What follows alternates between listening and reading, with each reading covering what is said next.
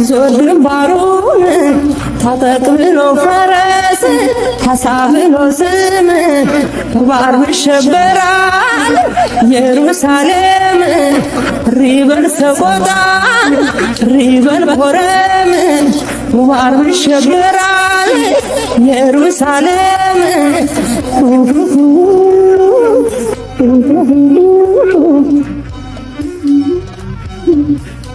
ይህ ቅኔ ከሷና ከኔ ወዲያ ማን ገብቶት እሪ የሚል ሰቆጣም ኮረምም የለም። ከቀን ሁሉ አርብ መርጦ የሚሸበረው ኢየሩሳሌም የተባለው የሷ ገላ ላይ ያለው አንቆልጳዋ መሆኑን የኔ ገላ ላይ ካለው ዣንታል ጅዌ ውጪ ማን አውቆትና አሸብሮት እያልኩ ኮፈሳለሁ።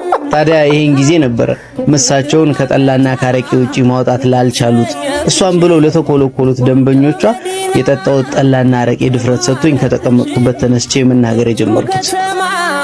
የዝና የምናምንን ገላ ከኔ ውጪ ማናቅ።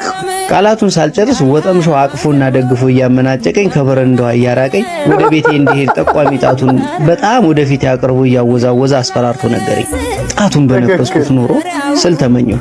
ደብረ ገሊላ በፊት ጠረባ ሳይቀር ብትሄድ ይሻላል። ገኝህ እንደሆነ ጠቦ መዞሪያው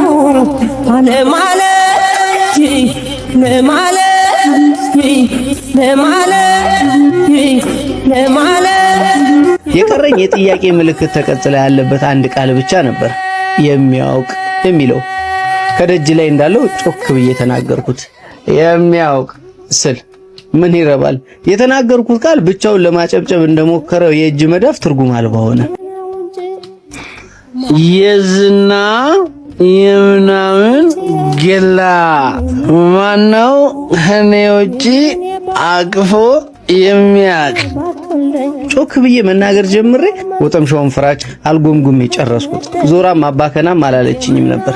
የከፋኝ በወጠምሻው ጎረምሳ ከቤቷ ተንጠልጥዬ መውጣቴ ሳይሆን እያየች እንዳላየችኝ በዝምታ ማለፏ ነበር። ዳልቀረኝ ጨነቀኝ አግና ሰውና ምን ተበደል ላስታዳሪ በላ ያለ ሚዛኑ ወዳንተ ያደላ